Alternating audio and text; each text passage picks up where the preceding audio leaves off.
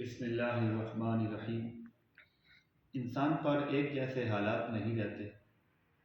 کبھی انسان خوش ہوتا ہے تو کبھی اس پر پریشانی کے حالات ہوتے ہیں۔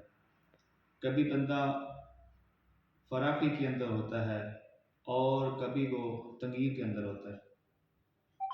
تو کبھی انسان جو ہے وہ صحت مند ہوتا ہے اور کچھ دن یا کبھی حالات اس طرح سے آتے ہیں کہ وہ بیمار ہوتا ہے۔ تو جب انسان پر حالات مشکل آ جائیں، جب انسان مصائب کے اندر آ جائے، جب انسان پریشانیوں میں گر جائے، تو عام طور پر جو ہے وہ دل میں شکر کی کیفیت اور زبان پر شکر کے کلمات کو آنا بہت مشکل ہو جاتا ہے۔ لیکن دیکھا یہ گیا ہے اور قرآنی تعلیمات کے بعد اور آپ صلی اللہ علیہ وسلم کے فرمان کے بعد کہ انسان پر حالات کیسے بھی ہوں، انسان پر حالات جیسے بھی ہوں، شکر شکوے سے ہمیشہ بہتر ہوتا ہے۔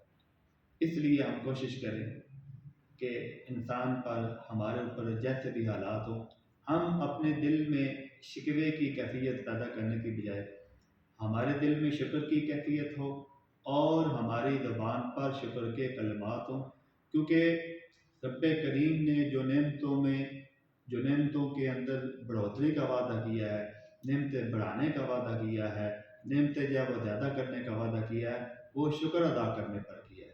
اس لیے ہم کوشش کریں، کیونکہ یہ جو شکر ہے، شکر کو سیکھنا پڑتا ہے اور یعنی ہم شکر کا